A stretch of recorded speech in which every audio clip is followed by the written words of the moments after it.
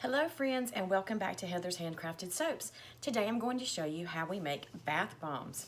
Now, as I showed you earlier this week, I have already pre-bloomed or pre-colored our baking soda. However, that baking soda has now it had to sit up and dry out, so it's kind of like sand that's dried out. So I need to make sure that I put it through a sifter.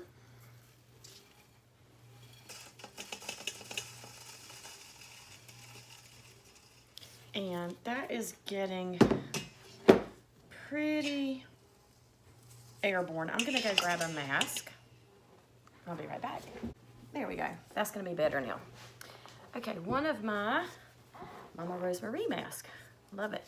Springtime. Okay, so what I have to do is I have to sift the ingredients to make sure there are no lumps in them, because we do not want lumpy bath bombs. So, let me turn this down where you guys can see it. There we go. And I don't want to do too much at one time because I don't want too many airborne particles. So, we're just going to sift away. I'm going to finish sifting this and then I'll bring you guys right back.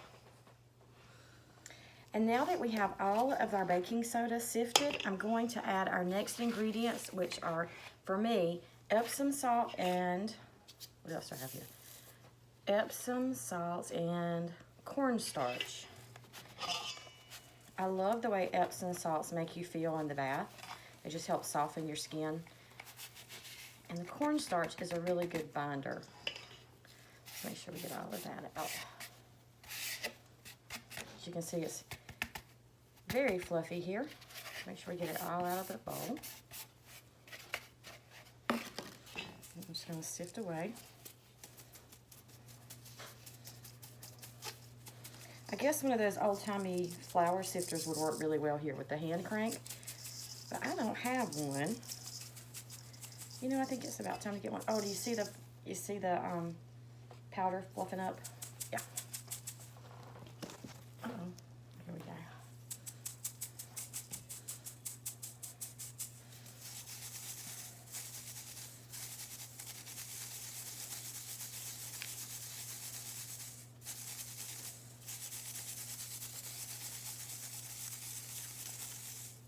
And just a few of the Epsom salts are going to be a little too big to go through there. I'm going to pop those in there. Now, before I add anything else, I want to go ahead and thoroughly incorporate all of these. And look at that beautiful blue color. Because that is such a pretty blue, I've decided to scent this with our very popular Beach Bum fragrance. Oh, I know you guys are probably like me and just about ready to hit the beach. Some sunny days, some warm air, salt air. All right, that looks really great. Okay, now we're going to add our wet ingredients. Our wet ingredients are our fragrance oil, our olive oil, our polysorbate, which is what helps it emulsify with water so that it doesn't stick to you, your tub, or anything else. And let's see, fragrance oil, olive oil. So I'm just gonna pour this all over. Now the cool thing about your oils is it won't activate your bath bombs yet. But once you add the citric acid and the water in, then you have a possibility for some activation. And you need a little bit of activation for everything to stick together. But you don't want too much because you will lose all your fizz. So let's start getting all that oil incorporated in there really well.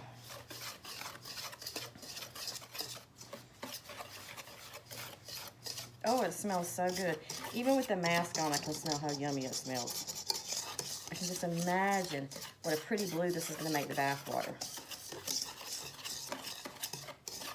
Instead of Calgon, take me away, you're going to be saying, Heather's Handcrafted Soaps, take me away. So I'm going to get in there with my hands now and really, really, really get that work in. So while I finish working it in, I'm gonna stop the camera and I'll bring you back in just a few minutes. Okay guys, while you were away, I did add 1 teaspoon of water to the mix. And now I'm going to add in the citric acid. And you can see why we have to put it in a sifter. Because sometimes there are lumps in it, just like when you buy sugar. Sometimes there are lumps. And you just need to get those out of there.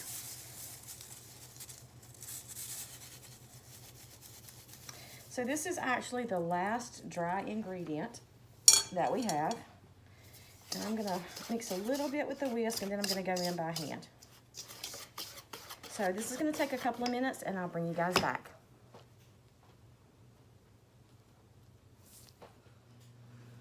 All right, so I have the citric acid completely and thoroughly mixed in now.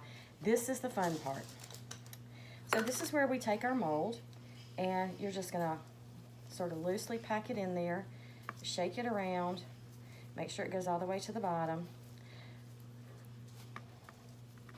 And I like to poke a little hole in mine, oops, so that it will actually float and maybe even spin. I'll do the same thing with the other mold. Sort of smooth it off, poke a hole in it, add a little bit more. And then what you do with this particular mold is you just put it together and you squeeze, squeeze, squeeze, squeeze, squeeze. And whatever you do, don't twist. Let me grab that. Okay, and we're back. So let's try that again. So we're gonna load our mold up, shake it around, make sure there's some down in every corner. Do like that, stick a hole in it, put more on top. Okay, then we're gonna do our other one, same thing. Shake it around, make sure it goes all the way down. Level it off, put a hole in it, and put some more on top. And we get to smush.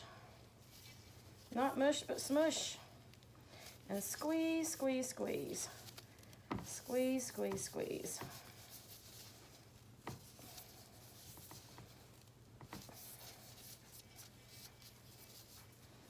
And let's see. Voila. Let's see if the other side releases as easily.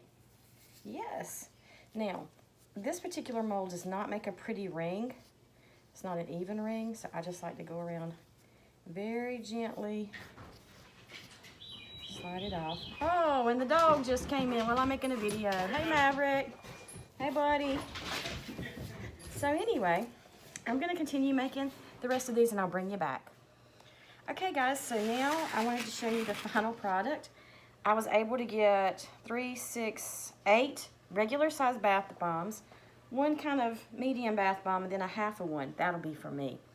But these are beach bum bath bombs, and they'll be ready soon at Heather's Handcrafted Soaps. So let us know if you'd like one. It'll help bring the summertime directly to you. Thanks so much, and see you later.